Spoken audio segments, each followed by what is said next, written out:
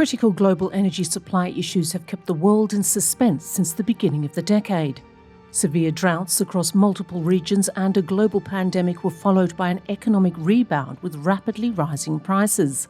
Russia's invasion of Ukraine further exacerbates the situation of a global energy system already on the brink. New renewable energy sources have become more important than ever. Have we reached a global tipping point for our current energy policies and for the global energy transition? As we discussed just now during the opening ceremony, many analysts do believe that the geopolitical upheaval of 2022 has significantly accelerated the shift to clean energy, at least in the long run.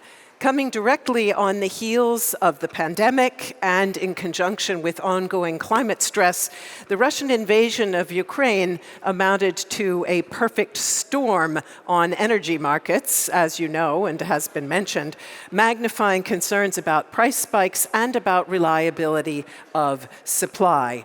One key lesson of the war is that energy security is inseparable from affordability and sustainability. But how that lesson is applied in practice varies, of course, across countries and regions. That was strongly emphasized this morning by Foreign Minister Baerbock, who pointed out that one size does not fit all.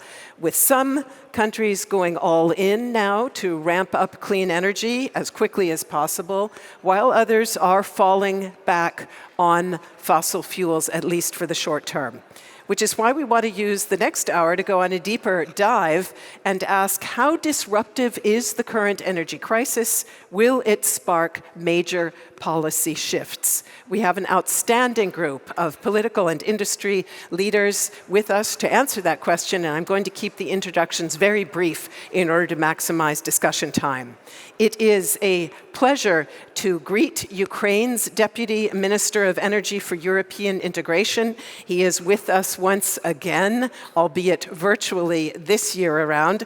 Yaroslav Demchenkov is a specialist in international law and has worked on energy project management for several multilateral organizations. Great to have you with us again, Deputy Minister. Warm welcome to you. I am also very pleased to welcome Dr. Zhanhua Zhang. He is Administrator of the National Energy Administration, NEA, for China and has previously held leading positions in China's oil and petrochemical industry. Later on, he will be speaking in Mandarin, so please use your headsets for translation if you wish. I'm also very glad to welcome Andreas Bjelland Eriksen. He is State Secretary in the Ministry of Petroleum and Energy for Norway. Annie Hills is Senior Advisor on Clean Energy and Innovation to the U.S. Special Presidential Envoy for Climate, John Kerry, and she focuses on industrial decarbonization.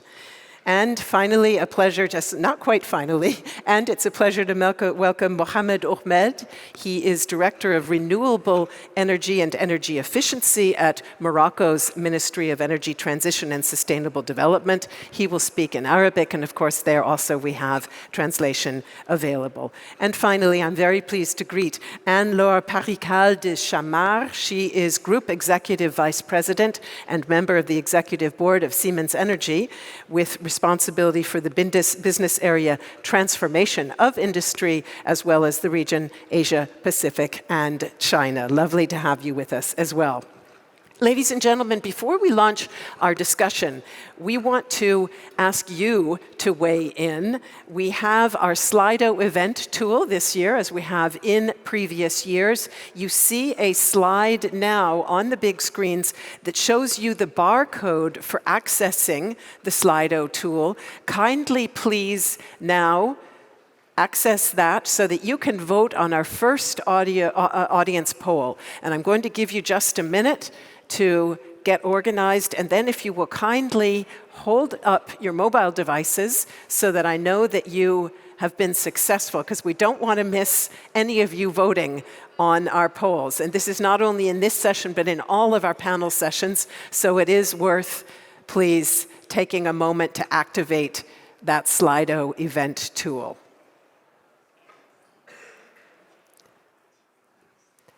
Will those of you who have successfully loaded the barcode and found the site, could you please hold up your devices?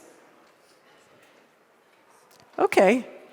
Going to give you just a couple more seconds, and I'll start reading off our first question while you're still working on this.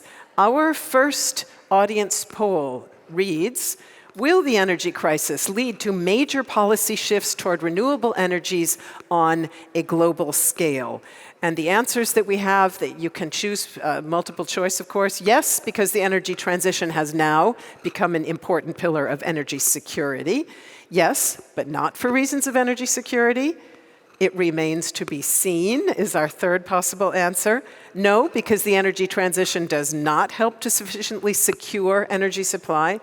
And no, but not for reasons of energy. And I know a number of you have already voted, but I'm going to wait till later to reveal the final result of the poll in the hope that even more people can get online and vote while we're discussing.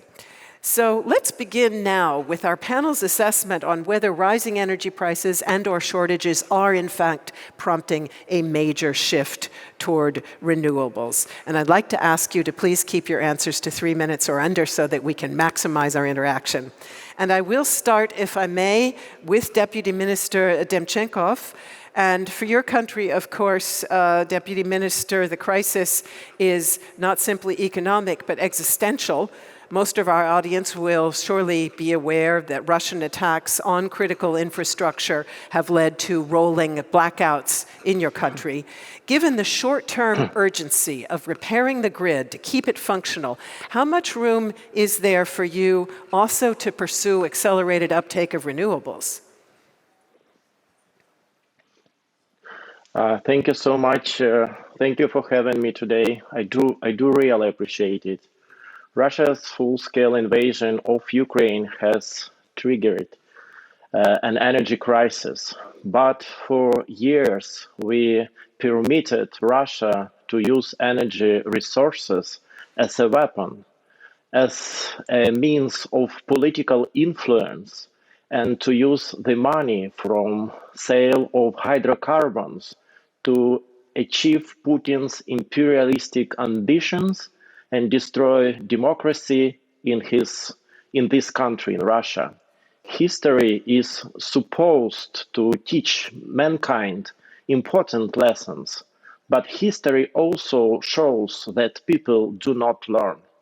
Russia is waging war not only against Ukraine, it is waging war against all of the democratic world and rules-based order. And energy is just another type of weapon Russia is using. Even before the full-scale invasion, there were many signals that Russia was expanding its practices of energy blackmail, manipulation of energy markets, bribery, blackmail, assassinations are in Russian playbook. For years, Russia has been working to fragment of the European market and ensure its dependence on Russian energy. For this, Kremlin has invested tens of billions of dollars in the construction of abandoned gas pipelines that allowed the majority of European countries to supply Russian gas separately from each other. They sponsored politicians who said that energy transition and pivoting away from hydrocarbons was a weakness and a path to economic decline. Russia's political and economic intentions aimed at dividing Euro-Atlantic solidarity. They gave the Russian regime the impression that the West was weak and permissive. That is why they were confident that by invading Ukraine, they could dictate their will to an intimidated Europe. We must learn the right lesson from these political and corporate decisions. For Ukraine, this war is a tragedy, but it is not just something we are doing through, it is also a new perspective on ourselves and our capabilities. We will do everything possible to ensure that every Ukrainian death is not in vain and that we use this momentum to transform the devastating consequences of war into an opportunity for all of us and accelerate energy transition in our country and in whole Europe. Transition to a clean energy. Preemptive abandonment of fossil fuels will allow achieving climate goals and getting rid of dependence on other autocracies that believe they could hold the democratic world hostage. We are confident that Ukraine has the potential to become a European hub for sustainable energy. European hub for sustainable energy. Even during the war, we continue to integrate our energy markets with the European markets. Full synchronization only strengthens the common security, and we continue on this path. Integration of energy system is an integral component of the success of energy transformation. It is a consolidation of markets that provides the stability needed for decarbonized systems. Integration of Ukraine and EU markets and market coupling is our priority. We are modeling a recovery that will rely on sustainable and affordable energy. Dear colleagues, we should keep in mind the following. There is no other power system, energy system in the world that has suffered such level of destruction like the Ukrainian system has in the past 6 months. More than 60 gigawatts of our main installed capacities are not available to Ukrainian grid. They are controlled by the enemy. In total, more than 50% of the power system's generation and transmission assets were impacted by Russian attacks.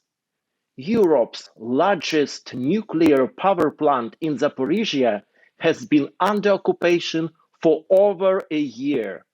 It had to switch to backup power from diesel generators 6 times. 6 times. This is a 6 gigawatt of lost capacity. 75% of wind generation is occupied or destroyed. We had to put on hold many important projects in all segments of power generation in Ukraine. Ukraine's energy sector has suffered greatly. Damage to power, gas, heating, infrastructure, and coal mining estimated above 10 billion US dollars, according to a report of the World Bank, EU, and UN. Estimated war-related revenues losses in energy sector exceed 27 billion US dollars. And the situation is still fragile. The attacks continue. So we are thinking about rebuilding. We are, of course, looking at Ukraine's future membership in the EU. We also have the ability to push for a green energy transition within the EU in the process of our recovery. Just imagine, colleagues, just imagine the scale of this process. And finally, the scale of this process, this is a lot of opportunities for business to do green recovery. This is great opportunities for laborers, for equipment, for green technologies. And Ukraine will be a boost to the EU economy and will help achieve the objectives of the European Green Deal, for sure. Thank you. Deputy Minister, thank you very much. And we will return later on to talk more about Ukraine's plans for reconstruction and how renewables fit into those plans. Let me go now to Administrator Zhang, if I may. And the pace of China's renewables deployment remains unmatched worldwide, Administrator, with estimates that you will reach your 2030 target significantly earlier than expected. Yet last year's droughts in China and shortages of hydropower also led to a rise in coal power generation in your country. So I'd like to ask how you see the link between energy security and the energy transition in China, and whether challenges in power supply can become catalysts for the energy transition. And you will speak in Mandarin, so I want to give everybody a chance to get their headphones on, and I want to ask our administration team if you would please bring me a headset for the translation. I have no headset. Thank you. Go ahead, please, sir. 好，谢谢主持人。中国呢是能源生产大国，也是能源消费大国。保障能源供应安全，实际关系到经济社会发展的前景，也关乎世界经济的增长。中国致力于加快建设清洁、低碳、安全、高效的能源体系，不断增强能源供应稳定性、安全性、可持续性。过去几年，受新冠疫情 China's already doing a lot to build a highly efficient energy system and to guarantee the security and the sustainability of our energy system. Last year, we faced multiple challenges, for example, the COVID pandemic, climate change, and also the volatility of international energy markets. And global energy security is a great challenge. In summer of last year, China also witnessed very high temperatures and drought. Against this backdrop, China made sure that the supply with fossil energy at affordable prices continued, and it also made sure that the use of coal becomes more sustainable. We know that many countries like France and Germany also relaunched coal-fired power plants and pushed back the phase-out, and interventions in the market also happened in order to make energy policy more flexible and ensure that high energy prices could be dealt with. And this is how Europe made through it to the winter. China has to guarantee energy for 1.5 billion people, and this is why we are also looking to renewable energy and restructuring our system. We need to, of course, optimize our policy measures. For example, we need to build a robust carbon market system and also stabilize gas and oil prices. China's share in non-renewables was 17.5% in 2022, and this is as much as European electricity consumption last year. In 2022, China exported wind and solar products and also therefore helped others reduce carbon emissions, for example, it's by 573 million tons, and this is how China also contributed to the global energy transition. I would like to add that the export of solar and wind products is also supported a lot by China. So there will always be this export. There will be no limitation of the use of Chinese products here. The last years have shown that the transition to green and sustainable energy is a systematic project, and that things need to be combined. Of course, there are different resources in the different countries and different development stages. In this way, there is no one-size-fits-all approach for all countries. For China and many developing nations, energy demand will grow in the future, and this is why they face a double challenge. They need to also power the economic development and also push forward energy transition. And this is why fossil fuels can only be phased out if there's a reliable supply of renewables. This cannot happen at once. So there's a transition phase. In this phase, we can make sure that fossil fuel can be used more sustainably and cleaner currently, and that carbon emissions are reduced. And fossil fuels need to continue to serve as a part of the energy system, and whilst at the same time also pushing for renewables. And this is how the energy transition can be delivered. Thank you. Thank you very much, Administrator, for that contribution. Let me go over now to State Secretary Eriksson. And I guess, in a sense, it has been a good crisis for Norway. It has made you Europe's main supplier of natural gas, and in fact, fossil fuel revenues tripled in 2022 for Norway compared to the year before. Greater skepticism about fossil fuel dependency is stimulating many countries actually to depress demand for fossil fuel resources in the longer term. So do you think that ultimately your country may find itself leaving more oil and gas in the ground earlier than planned? First and foremost, let me state very clearly that this crisis is not a good crisis for Norway.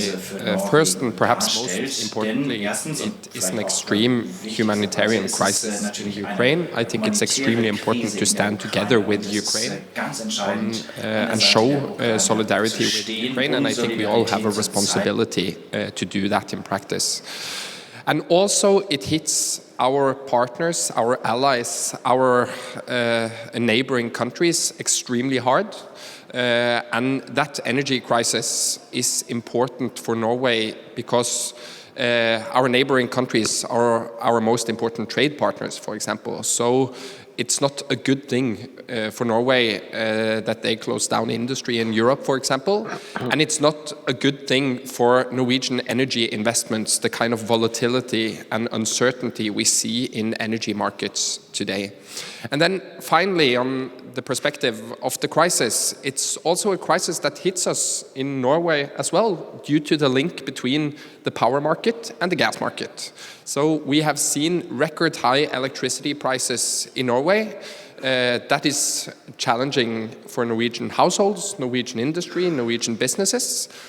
Challenging for us if we want to get re-elected in a couple of years' time. So it is very much a crisis that we are concerned with in Norway, and we want to help work together with our neighboring countries to bring prices back to normal levels as soon as possible. Tell us then what that means for national energy policy, because I know that you export nearly all your oil and gas and actually depend on renewables and especially hydropower for 90% of your energy mix. Is there any room or political will to boost that already very large share? Yes, it is, and I think it's a two-way answer. First and foremost, I think that with the energy crisis we see now, the energy landscape in Europe has been changed forever. There is no going back to pre-war levels.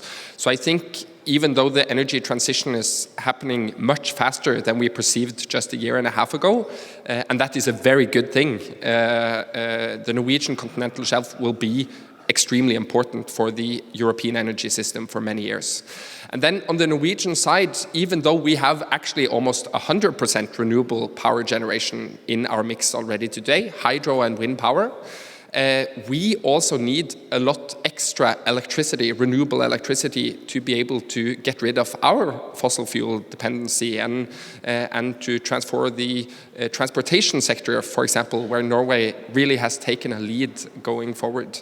So the main challenge there is also for us to be able to get sufficient amounts of renewable electricity on the grid fast enough. We see that the demand is ramping up really quickly. We will have a lot of extra demand the next couple of years.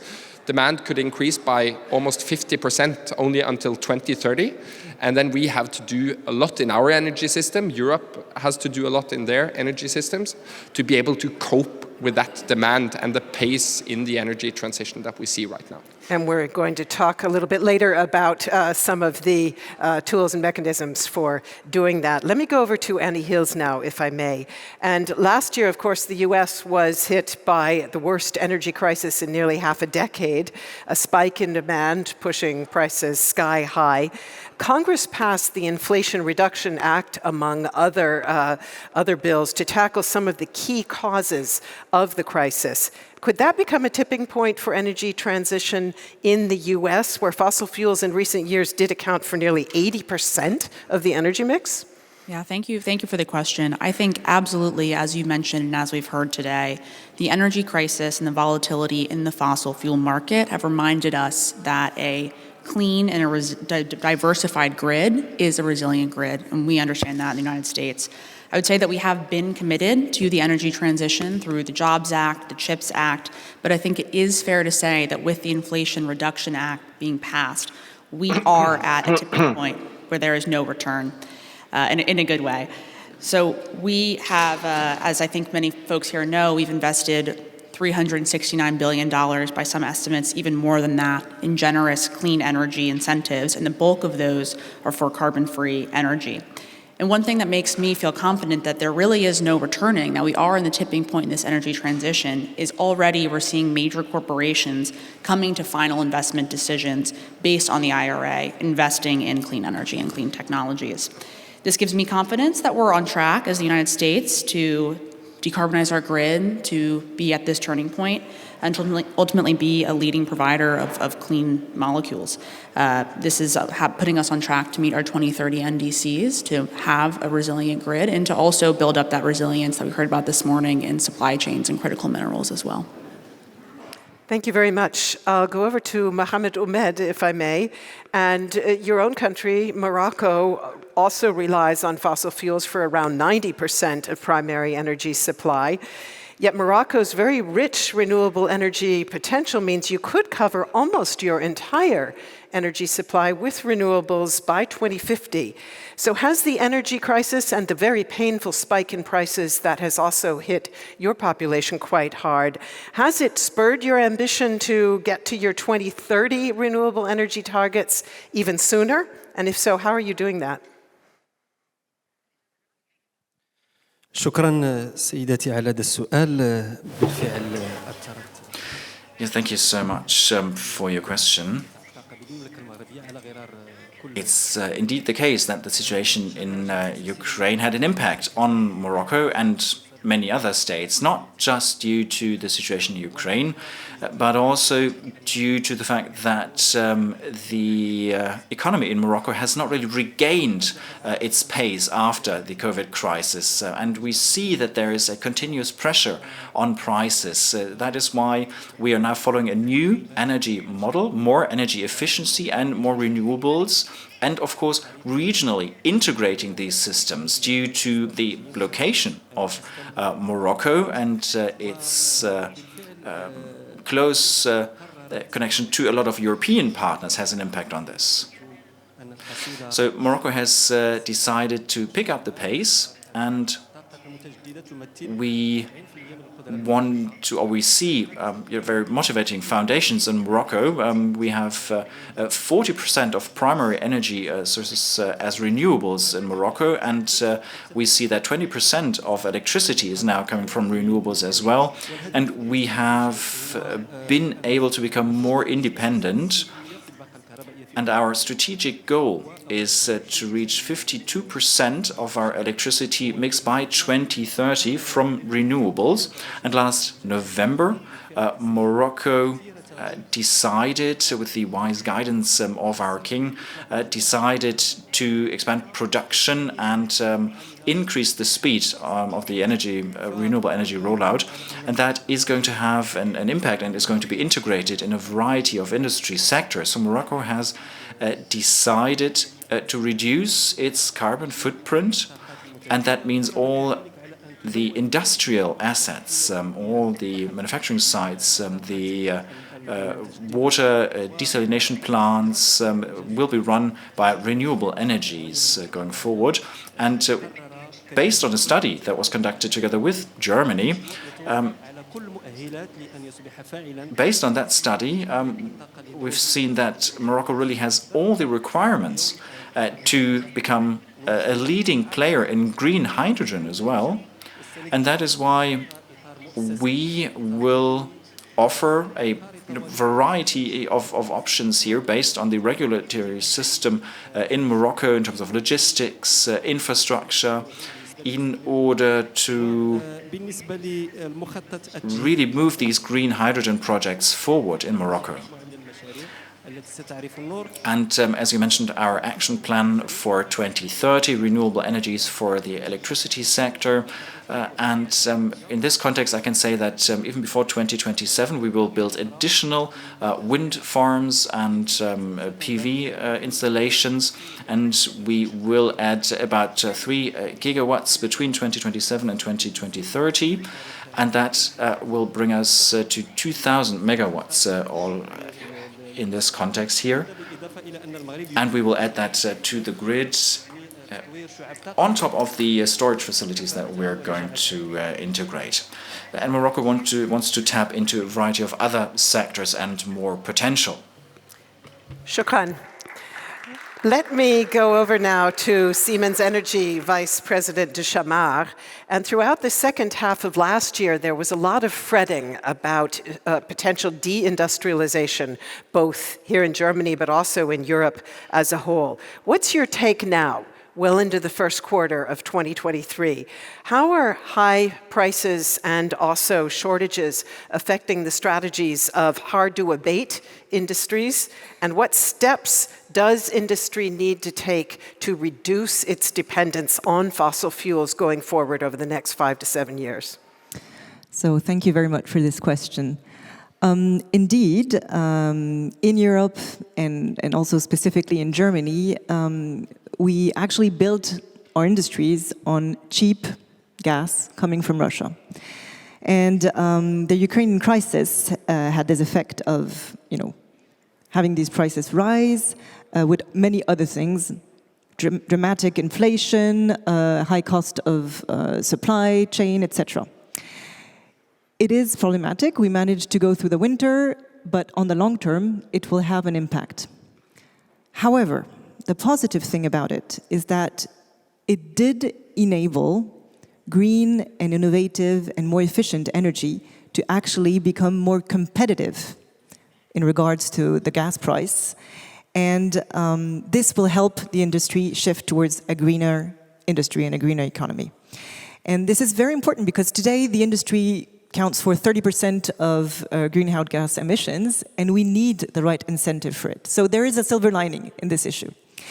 And I believe that there's 5 actions that need to take place for the industry to be able to become less dependent on fossil fuels. The first one is energy efficiency. We really need to do much better on that. And this goes through greater electrification of our industrial processes and also green hydrogen where electrification is not possible. For this, we need a huge and massive expansion into power renewables.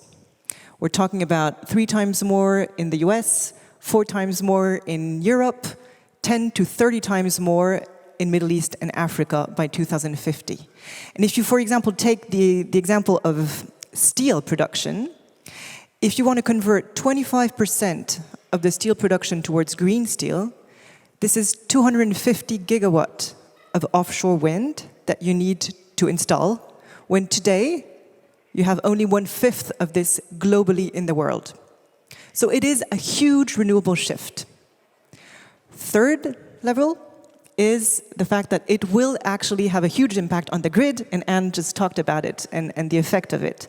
We will need a stronger, more resilient, stable grid to be able to sustain this huge renewable rush.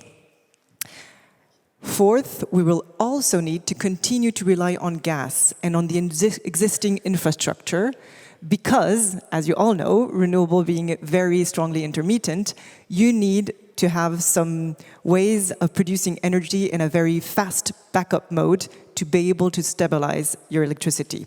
This goes through gas turbines and gas power plants will which will then be able to switch to green hydrogen or be decarbonized through CCS.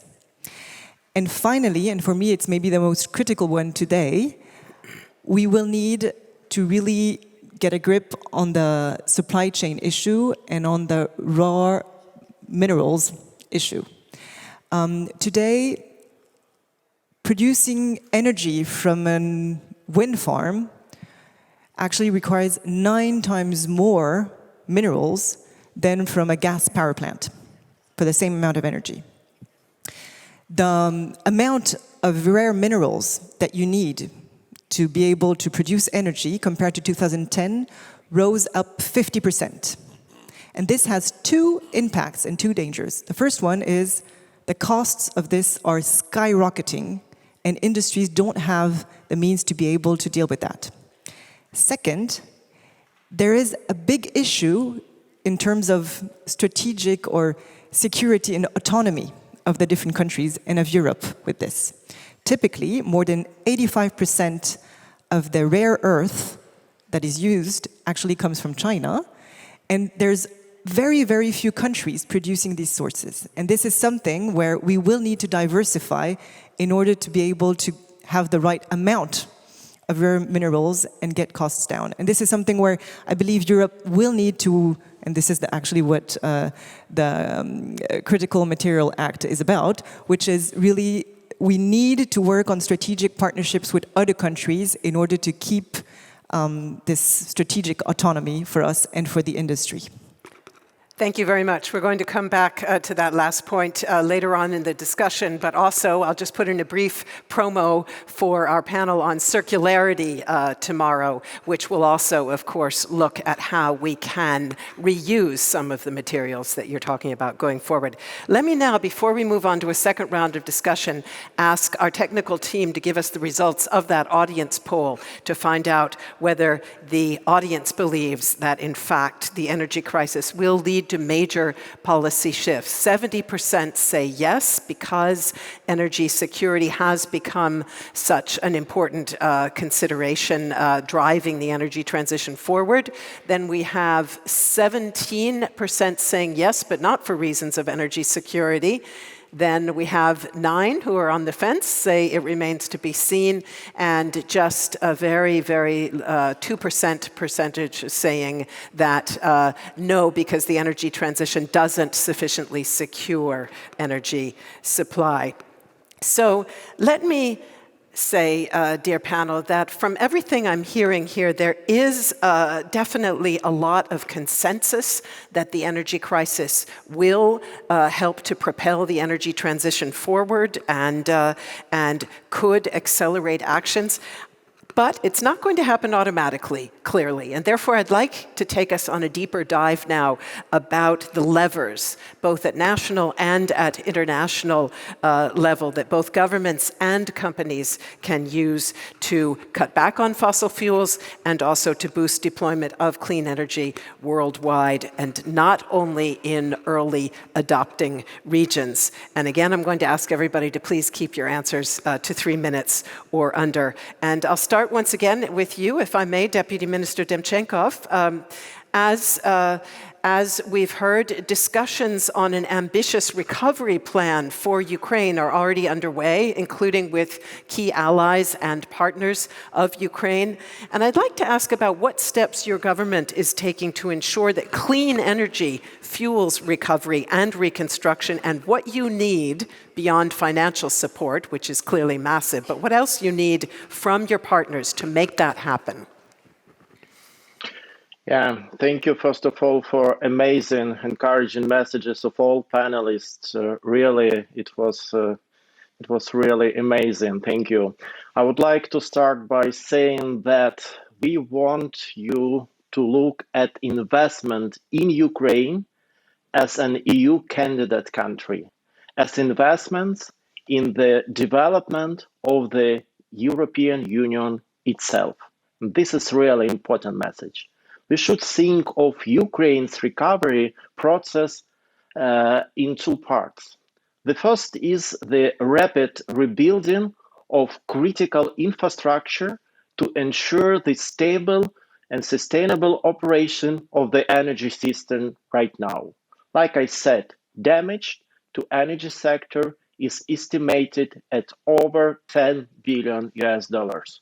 But our goal is not to restore things as they used to be before this war. No, the whole process will be based on the Build Back Better principle. And our job is to find a win-win solution for everyone that will be involved in Ukraine's recovery. In this regard, we are considering the energy transition as an opportunity to create new sustainable energy production clusters integrated into Western value-added chains. Our recovery plan includes the production of solar panels, wind turbine equipment, inverter equipment, long-term energy storage systems, and equipment for nuclear energy. This is a stimulus for partnership development, for business to business, for government to government. And it is an opportunity for all of us to break free from the shackles of dependence on Russian energy resources. I am really grateful to colleagues from Germany and the EU for their support, especially for including Ukraine and Ukrainian companies in a series of industrial alliances for batteries and hydrogen. This is really important. Such partnerships are important because investments in startups, cooperation between scientists, and technological transfer make innovative solutions more comprehensive, more acceptable, and resilient. Ukraine is establishing a strategic partnership with the EU in renewable gases. The development of biogas, hydrogen, and other synthetic gases production in other element of Ukrainian energy hub that will help decarbonize industrial production in our country, in the Europe. And equally important is the strategic partnership in critical raw materials, as previous panel said, and battery technologies. Ukraine possesses reserves of 20 out of 30 critical materials listed by the EU. Developing these reserves and establishing high-tech production facilities will contribute to reducing the dependence on mineral exporting countries. Here, Ukrainian clean tech becomes part of new chains of industrial and innovative partnership. And finally, our task is to rapidly move from being an importer for an exporter of low and zero carbon production products and technologies. But what is Ukraine's most valuable asset? It is most precious resources. It is people, human capital, professionals, knowledge, scientists, and innovation is the key resource in energy transformation. Retraining, education, and scientific cooperation are becoming an important need to create jobs and bring millions of Ukrainians refugees back home. This is critically important for us, back home, our people. We can use the potential of our IT sectors to create the energy of the future, energy storage system, electric vehicles, smart grids, and more. It is quite self-evident that restoring Ukraine as an European energy hub will require significant investment. And in this process, we count on the support of our partners and international financial institutions. And this is really important that we have today such discussion. Thank you. Deputy Minister, if I may just ask a very brief follow-up question, because you emphasize the financial support, and of course you also need financial support coming from the private sector as you reconstruct. In the past, investors have sometimes mentioned concerns about corruption as a deterrent to investment. Can you very, very briefly tell us what your government is doing to address such concerns? We don't have corruption. We have corporate government in all main energy companies, in gas and electricity transmission system operator. Energoatom, the operator of all of our nuclear companies, will be corporatized. This is transparency. This is important for us to be transparent, accountable, and trust. This is really important for recovery. But we should also understand that Russians destroyed our energy sector, and they must learn the heavy price of their crimes, so that they will never think of trying this again. They should pay this price. And we should, colleagues, we should think that doing business with Russian as it was before war and even during war in nuclear industry, this is not a good option for our society. This is not a good option for European Union, for the US, for all of countries. This is not just only case of Ukraine. We should demonstrate solidarity. We should do business with Russian, with all energy companies, and start thinking how we will rebuild Ukraine and European Union based on this sustainable principle, and no corruption in this scheme should be. Thank you. Thank you very much, Deputy Minister, for that. Let me go over to Administrator Dr. Zhang, if I may. And according to Bloomberg, China attracted, speaking of investment, over $546 billion in energy transition financing in 2022. That accounts for almost half of the global total of 1.1 trillion.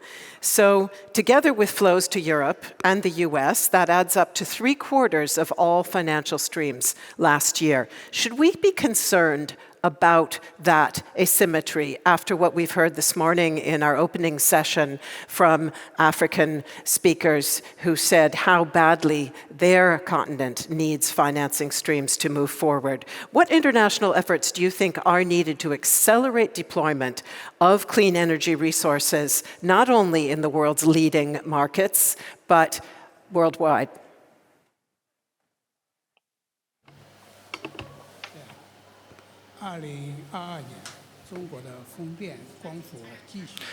Well, in 2022, we saw that wind and solar expanded greatly in China.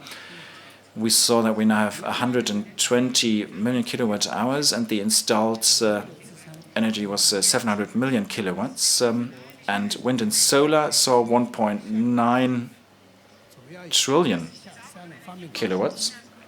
And the fact that this is developing so positively is due to three things. For one, China really wants to achieve its climate goals, is very focused on that, and we have very specific top-level requirements to do that, to optimize the energy mix and to pass the necessary political measures to further promote renewables.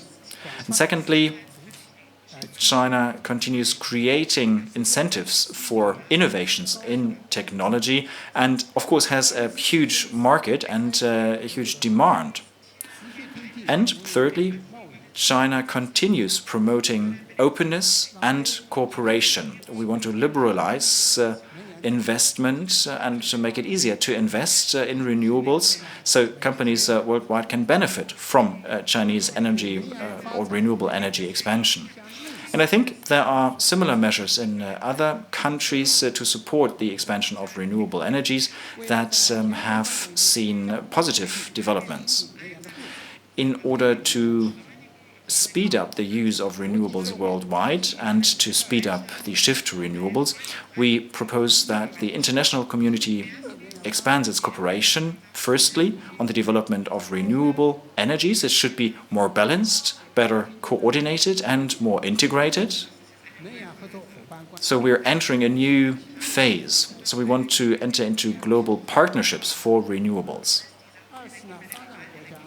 And renewable energies should pay a larger contribution to the shift to renewables. And when it comes to investment, we want to expand investment in developing countries to support their expansion of renewables, and that's the only way for them to overcome the challenges they're facing. And thirdly, the technological innovation should be expanded and technological cooperation should be promoted further. All countries should employ an open and fair and non-discriminatory environment to allow the free movement of technological equipment and assets that would allow us to use these assets and also tap into the potential of third markets, and this would create a closer cooperation, more efficient cooperation, and would really create a situation in which everyone would benefit. Thank you. Thank you very much. And let me go over to State Secretary Eriksson once again, if I may.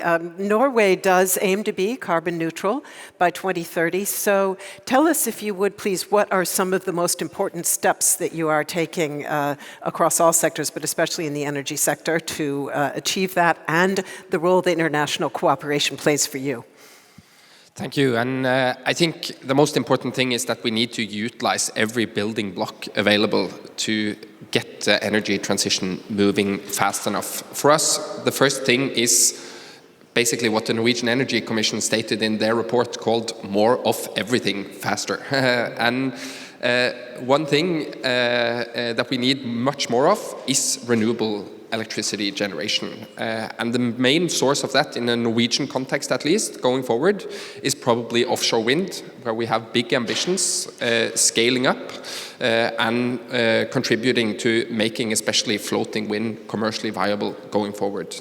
Then we need more flexibility in the system. Hydrogen is one important part of that flexibility, utilizing that as an energy bearer, basically as a battery, taking excess electricity generation when unregulated power is producing a lot, solar and wind is producing a lot.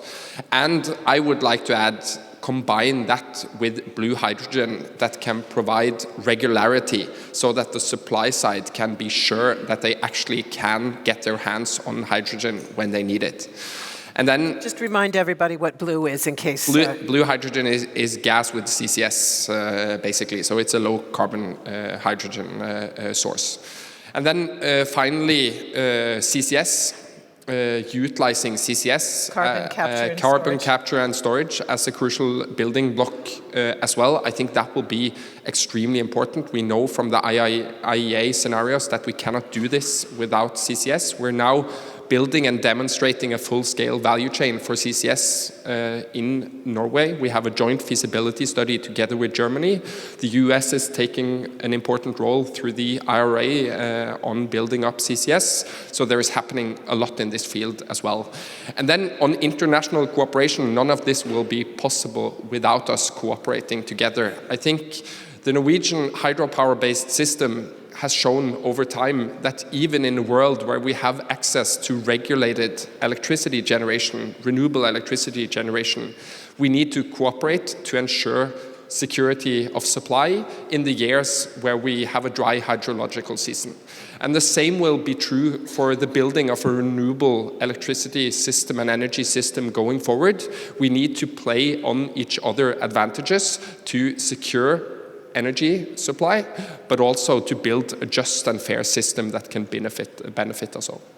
Thank you.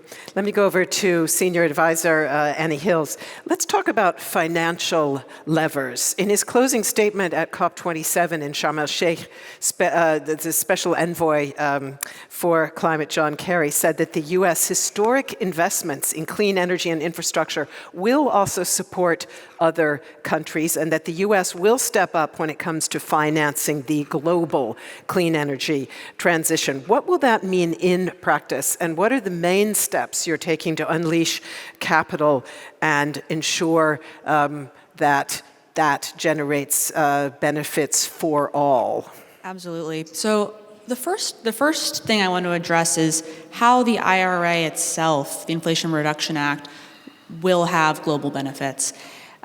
Really, I think the important thing to realize here is that we expect that our investment through the IRA in innovative clean energy solutions, storage, nuclear, hydrogen, carbon dioxide removal, heavy industry, lots of the technologies that we've spoken about in this panel, we expect that our investment through our tax credits will ultimately lead these technologies to scale and the cost to come down. And that cost, that lowered cost will have an impact globally for everybody. It's what we call buying down the green premium, and we're very thrilled to be able to do that. That's one aspect of the story. Of course, we have many other efforts that are focused on encouraging investment abroad and unlocking capital. One example that I will just talk about in terms of encouraging innovation abroad, later today I have a side event on the First Movers Coalition. It's an initiative that I chair with the World Economic Forum that Germany is a part of, where we have a corporate buyers club that's focused on incentivizing innovation in hard-to-abate industries. And this is something where we're actually focusing on incentivizing that innovation in emerging markets as well. More broadly, our office has been very outspoken in the need to catalyze more capital through MDB reform, mobilizing private capital, mobilizing philanthropic capital.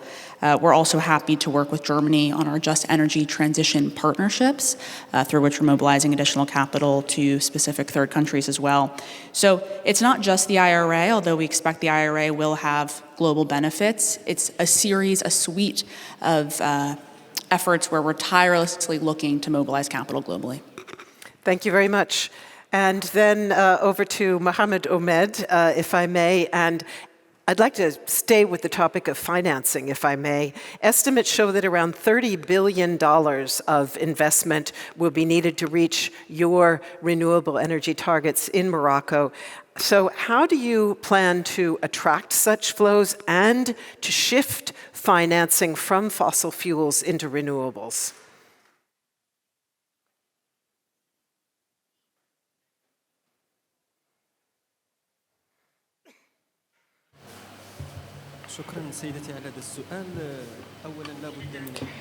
Thank you for this question. First of all, I would like to mention the fact that the projects we're having in the area of wind power and solar power in Morocco that have been implemented have led to a situation where the trust of investors was strengthened. Today, there are 40 international companies and from more than 13 countries, of course also from Germany, German companies that are doing business in Morocco and also promoting opportunities, future opportunities in Morocco. So the first point is Morocco has a clear vision for all investors, a long-term vision, which has then been translated into concrete action and projects that are very concrete also regarding the timeline. We are already working on the third round of reforms to encourage investors to come to Morocco. In the last few weeks, two bills have been enacted, for example, for investments in renewable energy, and an act providing the framework for investment in renewable energy and also incentivizing young companies. Also, we want to mobilize capital from the private sector. And the Act also provides for simplification, also to make it easier for startups in the area of renewables. And this also means that other states can fulfill their commitments on reducing emissions, and there will also be more transparency. That's another goal, and also we want the grid to be available to more people. Both acts, the two acts I just mentioned, also will lead to a situation that certificates of origin will have to be provided by all stakeholders so that we can produce sufficient green energy. Our clock is flashing, but let me ask you to super quickly say one word about cooperation, because as we heard from State Secretary Eriksson, we can't do it without cooperation. How are you working with other African markets to accelerate the transition? Briefly.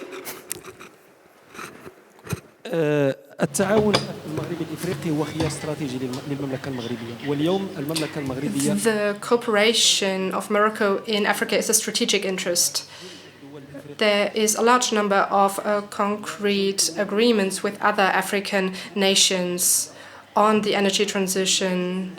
Africa also has great interest in the experience we're making in Morocco, and we have a great presence in other African countries. And there are many programs that have helped directly and indirectly to move forward a number of initiatives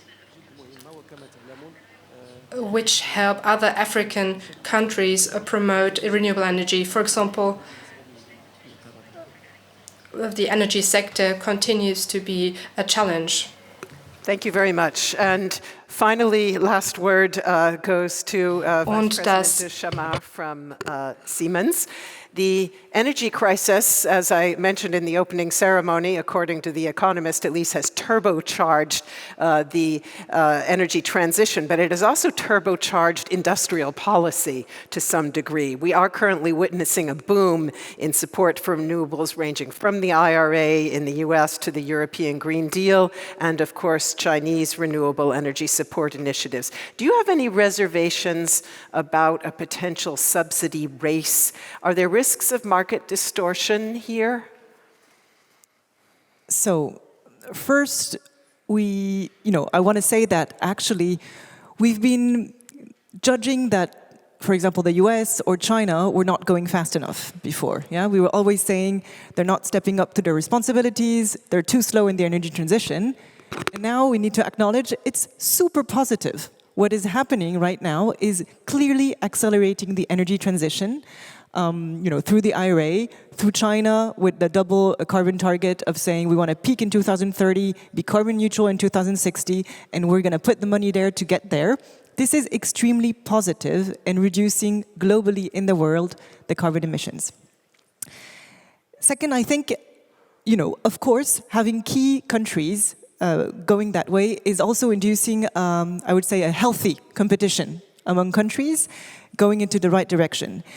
And, maybe we wouldn't have had the Net Zero Industry Act in Europe as fast as we had it. Maybe it can still be more efficient, I think. But maybe, we wouldn't have had as much in Europe had there not been the IRA before, actually pushing us to challenge ourselves about it and go faster. So I think it is very positive. And on the part of creating distortions, and this is what Annie was saying just before, for many, many players, it is actually going to enable some key international industrial players or manufacturers, like us, for example, but many others, to actually go into markets where investing in innovative and green technology is going to become economically viable, helping us to actually scale up, helping us improve and innovate, and these technologies that we will then develop will be able to be used everywhere in the world afterwards. So it is globally pushing the industry, to really accelerate on that. And for me, this is positive, anyways. Even though, of course, on the localization part, we see this push of more and more countries asking for local manufacturing in order to get the right subsidies. And this, at some point, will create a problem that we need to resolve. Thank you very much. And with that, I'm afraid we will have to wrap up our discussion for today. Let's give our speakers a very warm round of applause, if you would, please, ladies and gentlemen.